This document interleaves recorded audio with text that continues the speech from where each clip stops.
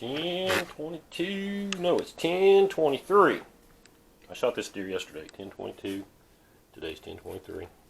Okay, I've already cleaned this thing up pretty good. You're gonna take this gland off of it, and anywhere you got dirt or whatever, just pull your skin up. Which I've already done mostly. But you pull your skin up like this, and you take your knife and you trim that dirt. Just trim this thin layer off, and you can get a lot of the dirt off of it. Get it all cleaned up. Clean your work area. Clean your butcher table, whatever you want to call it. This is the way I do it. There's probably people do it different. You need a good sharp knife.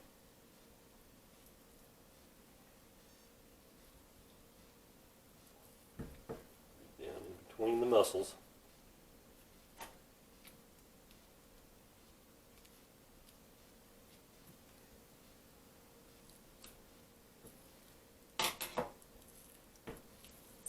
Take the thumbs or whatever, and you can separate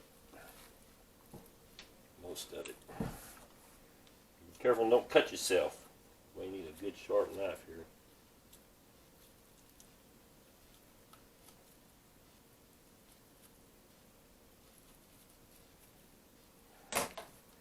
And this one right here is probably the trickiest one. Once you get that part, you should be pretty much good to go.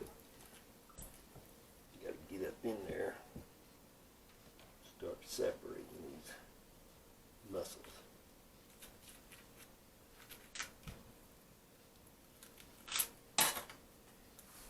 See right here where I'm going with this.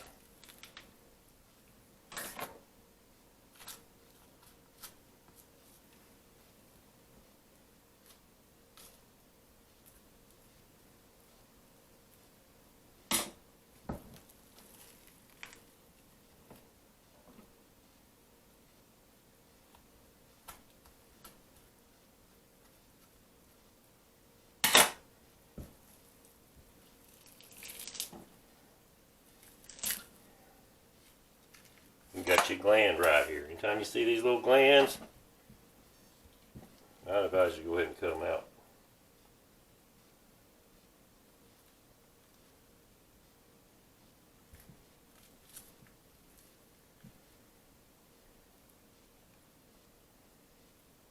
What I'm doing right here is I'm going right to the bone.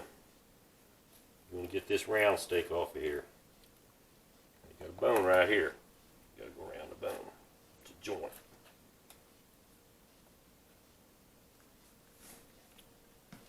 You'll need to come around this joint right here.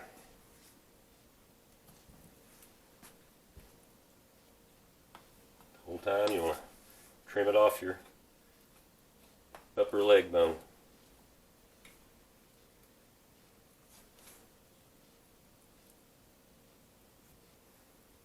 You'll start to see right here on this joint. Go around this joint. Just keep peeing on her back. Work around your joints.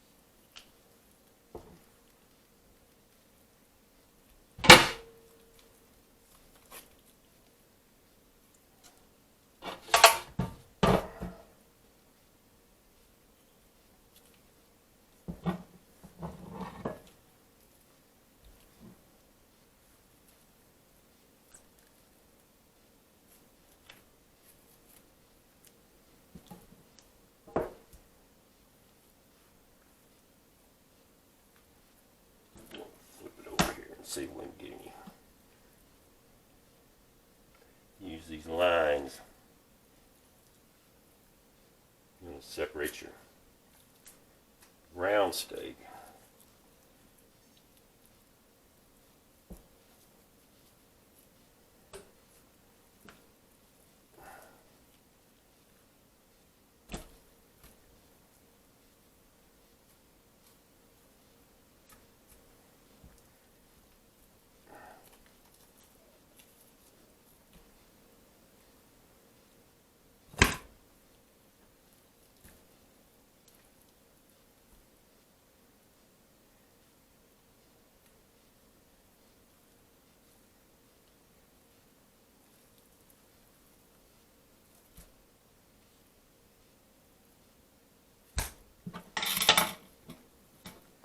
Here's your round steak. Dirt there. Okay, you come across some dirt. Peel that part of it off. You can go ahead and separate this if you want to.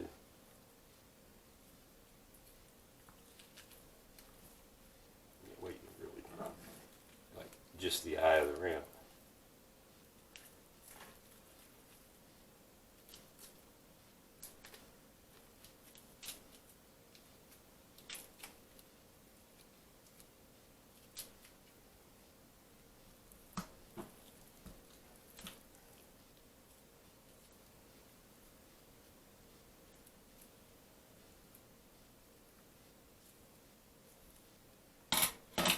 Various pieces of steak and roast. With your eye of the round, you can leave this on there and have more round steak. And you got this one last piece left. These are never the funnest thing in the world to do. We're gonna get rid of some of this so we can see what we're doing. Start on this side.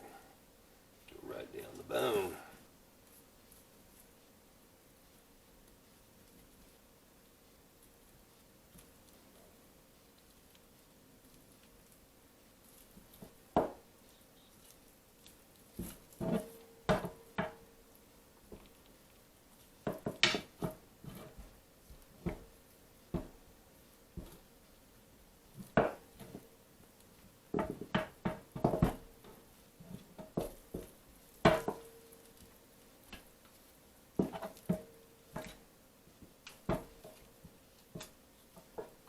Right down the bone.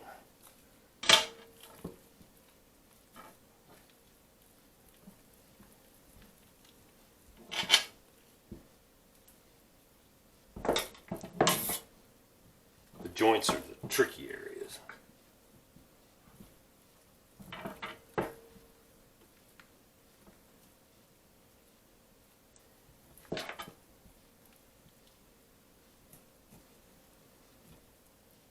And it's slippery. It's greasy and slippery and all the above. When you get down here, you got some really hard to cut tendons. Try to always cut away from yourself and there towards yourself. Kind of like when you're using a wrench. If you're pulling on it and pulling on it, and if it slips, you smack yourself in the face with it. Remember, this ain't a wrench, this is a knife. So if you pulling and pulling and pulling and you catch yourself in the face with it, or wherever, it's not just going to give you a knot, it's going to give you a knot and a big cut.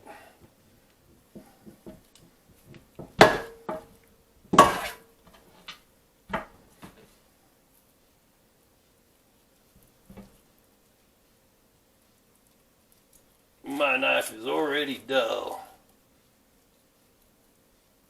so I'll have to sharpen it again. That's it, folks, right there, pretty much it. You can separate these two. This be your shank. You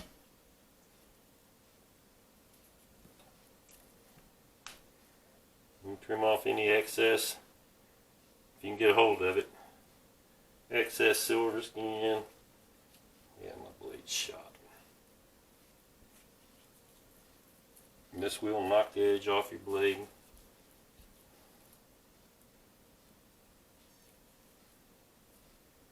And you lose your blade.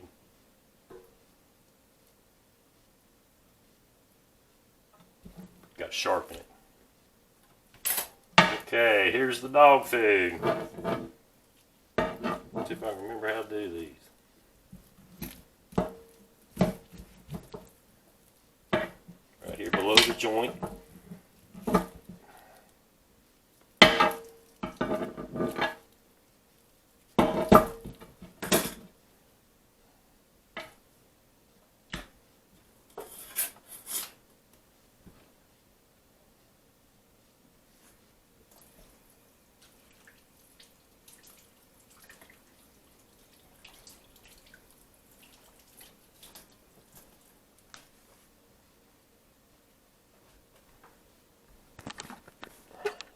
There you go, folks.